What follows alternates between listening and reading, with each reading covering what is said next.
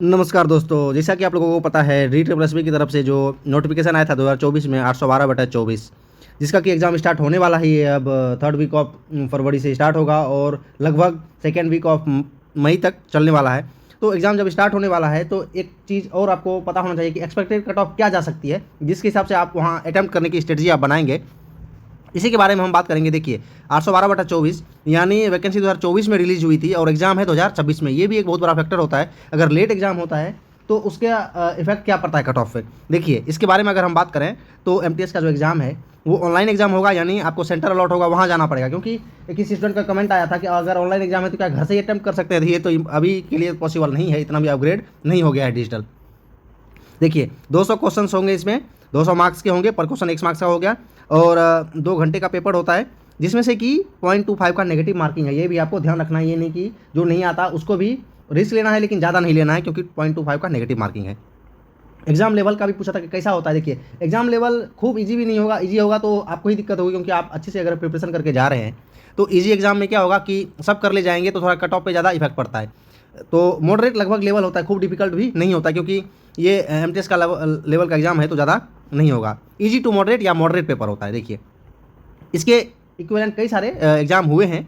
तो देखिए अगर एग्जाम पैटर्न की बात करें तो सब 40-40 सेक्शन होते हैं, 40-40 नंबर के। मैथ्स हो गया, इंग्लिश हो गया, जीएस हो गया, रीजनिंग हो गया, हिंदी हो गया 5, जिसमें से कि आपको अच्छे से पता होना चाहिए एक चीज़ कि ये जो 40-40 का सेक्शन है इसको 20-20 में वो होता है, डिवाइड करके रखते हैं। वो 20 फर्स्ट वाला 20 जब अटैम्प्ट करेंगे सेकंड वाले 20 में जाएंगे, ठीक है, ऐसे करके होता है। तो इस हिसाब से आपको मॉक टेस्ट में प्रैक्टिस करनी है और वहाँ टाइम नहीं कम होना चाहिए। और एक चीज़ और यहाँ मैं बता दूँ, जो कट ऑफ निकलेगा वो आउट ऑफ 200 पे निकलेगा टोटल, यानी सब मिला के आपको स्कोर करना है। ये नहीं कि सेक्शनल कट ऑफ होगा कि भाई मैथ्स में 40 नंबर में से आपको इतना लाना ही लाना है, नहीं। टोटल जो स्कोर होगा उसका नॉर्मलाइज्ड जो कट ऑफ निकालेगा बोर्ड की तरफ से, जो निकाला जाएगा वो आपको क्लियर करना है, ठीक है। और एक ही इसमें एग्जाम है, 1 ईयर जनरल एग्जाम है ये, उसके बाद कुछ नहीं है। ऐसे कई सारे ऐसे एग्जाम होते हैं DSSB के, जैसे कि जूनियर असिस्टेंट हो गया, दास ग्रेड 4 हो गया, तो ऐसे करके। और एमटीएस का ये वाला एग्जाम है, तो ये सब में क्या है, 1 ईयर जनरल है, एक ही एग्जाम होता है, ठीक है। आगे देखिए, अब सबसे मेन जो डिटेल है वो हम देखेंगे कि कट ऑफ के लिए क्या फैक्टर हो सकता है। जो आरटीआई से जो इन्फॉर्मेशन है उसके हिसाब से अलग अलग कैटेगरी वाइज कितने फॉर्म्स भरे गए हैं वो हम देखेंगे, और कितनी सीट्स अवेलेबल हैं अलग अलग कैटेगरी वाइज, तो वो आप यहाँ देखिए। 5 कैटेगरी यहाँ लिखी हुई है, अनरिजर्व है, डब्ल्यूएस है, ओबीसी, SC ST। देखिए इसमें समथिंग 2.25 लाख है, इसमें 22,000 है, इसमें 68,000 है, इसमें 1,21,000 है, इसमें 31,000 है। इतने फॉर्म्स फिलअप हुए हैं, मतलब टोटल नंबर ऑफ एप्लीकेशन इतने हैं उनके पास। इसका मतलब ये नहीं कि सब जाएंगे। अब वैकेंसी तो फिक्स है, पर अगर देखिए टोटल फॉर्म्स के हम कैलकुलेट करें तो पर सीट देखिए कितना कंपटीशन है। एक सीट के लिए अनरिजर्व कैटेगरी में 875 इतना लगभग कंपटीशन है, इतने स्टूडेंट का, ठीक है। तो इस हिसाब से देख सकते हैं। और SC कैटेगरी में देख सकते हैं कि कितना ज़्यादा है। यहाँ सीट है उनके पास 31, लेकिन फॉर्म कितने बड़े हैं, 1,21,274, यानी कुछ ज़्यादा ही इसमें हो गया है। बाकी देख सकते हैं सब में।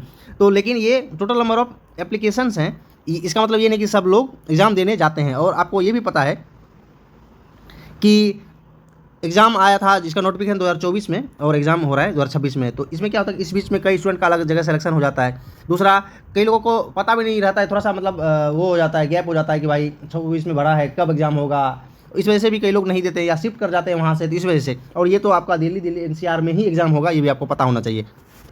देखिए अगर आप इसकी बात करें कि कितना अटेंडेंस होता है, अटेंडेंस मीन्स कि एग्ज़ाम देने कितने लोग अपीयर होंगे, मेन फैक्टर वो होता है।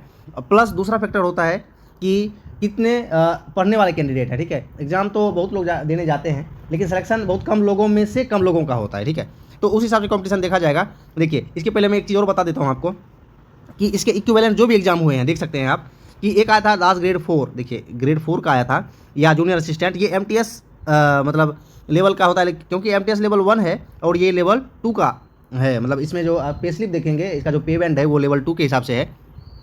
लेकिन मैं इसलिए ये बता रहा हूँ क्योंकि वही है 1 ईयर जनरल, एक ही इसमें एग्ज़ाम होता है। तो सेम एग्ज़ाम का आप देख सकते हैं, ये 2021 में जो आया था इसका फाइनल रिजल्ट, तो इसका क्या फाइनल कट ऑफ क्या गया था, आपको इसका आइडिया आएगा, आप खुद भी इसको चेक कर सकते हैं। देखिए इसमें भी वही था, 200 क्वेश्चन से 200 नंबर के थे, 0.25 का नेगेटिव मार्किंग था, एक ही एग्ज़ाम था उसमें, ठीक है। और जो फाइनल कट ऑफ निकला, तो आप गौर से अगर देखें तो अनरिजर्व कैटेगरी का कितना था, 151, ओबीसी का 143.49, नॉर्मलाइज कट ऑफ है आउट ऑफ 200, ठीक है। इसके बाद ही सीधा मेरिट लिस्ट बना और डॉक्यूमेंट वेरिफिकेशन वगैरह हुआ। SC 128.92, एक्स सर्विसमैन इतना है, स्पोर्ट्स कोटा के लिए इतना है, OH VH HH ऐसे देख सकते हैं, ठीक है।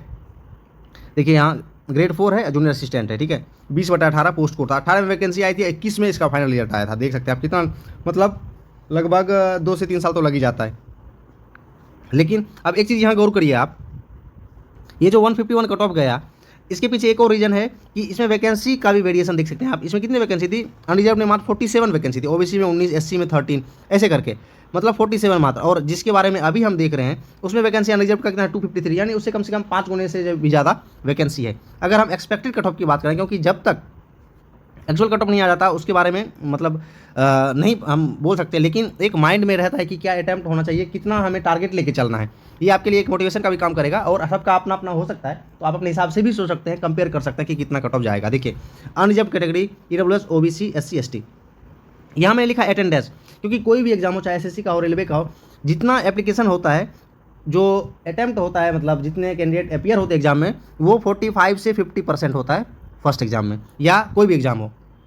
क्योंकि एसएससी में सारे एग्जाम में लगभग 2 एग्जाम होते हैं, तो सेकंड एग्जाम में क्या होगा, जो सीरियस कैंडिडेट होते हैं वो तो अपीयर होंगे ही। मैं फर्स्ट एग्जाम की बात कर रहा हूँ, 45 से 50% के आसपास वो रहता है उसका अटेंडेंस। लेकिन वो क्या है कि अब विदिन 1 ईयर में एसएससी लगभग कंप्लीट करवा ले रही है। ये क्या है कि 2 से 3 साल का गैप रहता है। इसमें मैक्सिमम हो गया 25 से 35% का अटेंडेंस, इससे लगभग जाएगा नहीं ज़्यादा, खूब होगा तो 30 से 40% से ज़्यादा अटेंडेंस नहीं होने वाला है। एक्सपेक्टेड ये है, जैसे कि अभी मैंने बताया आपको जूनियर असिस्टेंट का, उसमें तो लगभग 27% के आसपास अटेंडेंस रहा था, ठीक है। तो इस हिसाब से आप देख सकते हैं, मैंने यहाँ 25 से 35% लगभग अगर अटेंडेंस रहा, और वैकेंसी तो फिक्स है, तो उस हिसाब से कितना कट ऑफ जा सकता है, क्योंकि पर सीट क्या है कॉम्पिटिशन और घटेगा। और जैसा कि मैंने बोला कि कम स्टूडेंट में से कम सिलेक्शन ले जाएंगे, क्योंकि देखिए कितना भी कोई स्टूडेंट मेहनत करे, ये भी एक सच्चाई है कि सिलेक्शन तो इतने लोगों का ही होने वाला है, फिक्स बात है। लेकिन कम से कम अनरिजर्व में 50,000 ऐसे कैंडिडेट तो जरूर होंगे जो कि सीरियस होंगे, उसी में से कंपटीशन होगा और इतने लोग सिलेक्शन ले जाएंगे। तो लगभग जो कट ऑफ हो सकती है एक्सपेक्टेड नॉर्मलाइजेशन के बाद, वो 145 से 150 हो सकती है।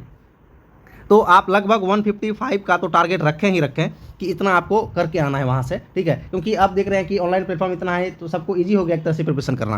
ईडब्ल्यूएस की बात करें और ओबीसी की बात करें, दोनों में लगभग कट ऑफ का ज़्यादा डिफरेंस नहीं बचा है। अभी आप किसी भी एग्जाम में आप कंपेयर कर सकते हैं, तो लगभग अगर 143 रहेगा तो इसका भी 142 143 रहेगा ओबीसी का। एससी एसटी में देखिए, एससी में क्या है, आपने अभी देखा कि सबसे ज़्यादा जो कंपटीशन है पर सीट का वो एससी में है, क्योंकि वैकेंसी कम है। तो एससी में 130 से 135 जा सकती है, हो सकता है थोड़ा सा ज़्यादा जा सकता है, ठीक है। क्योंकि क्या है कि एससी में सबसे ज़्यादा मतलब लोगों ने, कैंडिडेट ने फॉर्म फिलअप किया है, और एसटी में 125 से 30, मतलब इतना तो कम से कम आपको टारगेट करना ही है, ±5। यानी अगर आपको मतलब 155 के अप्रॉक्स नंबर आपका स्कोर होगा नॉर्मलाइजेशन के बाद, वो डिपेंड करता है कि नॉर्मलाइज कैसा होता है और वेरिएशन कैसा है सारे शिफ्ट का। अगर लगभग इक्वल होता है तो ज़्यादा वेरिएशन नहीं होता नॉर्मलाइजेशन में। तो इस हिसाब से आप अपना माइंड मेकअप करके जाएं कि आपको कितने क्वेश्चन अटैम्प्ट करने हैं और किस हिसाब से आपको मैनेज करना है। लास्ट मोमेंट पे यही एक तरीका बचा है कि आप मॉक टेस्ट दें और एनालाइज करें। नंबर पे ध्यान देना है, लेकिन सीरियस नहीं होना है, क्योंकि ये मॉक टेस्ट है और वो रियल टेस्ट होगा। तो मॉक टेस्ट हमेशा इजी लेवल होता है रियल टेस्ट का। कोई भी एग्जाम आप दे सकते हैं, खुद का भी एक्सपीरियंस है और आपका भी होगा अगर मल्टीपल एग्जाम आपने दिया होगा तो। इसमें सिर्फ आप टाइम मैनेजमेंट करिए, ठीक है, और मैक्सिमम क्वेश्चन अटैम्प्ट करने की कोशिश करिए, और गलत क्वेश्चन को कम अटैम्प्ट करने की कोशिश करिए, वरना 4 क्वेश्चन के गलत होते ही आपका 1 नंबर खुद का भी चला जाएगा, ठीक है। तो ये एक्सपेक्टेड कट ऑफ था, टारगेट आपको इतना ही रखना है, ठीक है। बाकी के वीडियोज़ के लिए बने रहिए। बाकी का जो सुझाव है वो भी आप देख सकते हैं कि आपके हिसाब से कितना कट ऑफ हो सकता है। ओके, जय हिंद।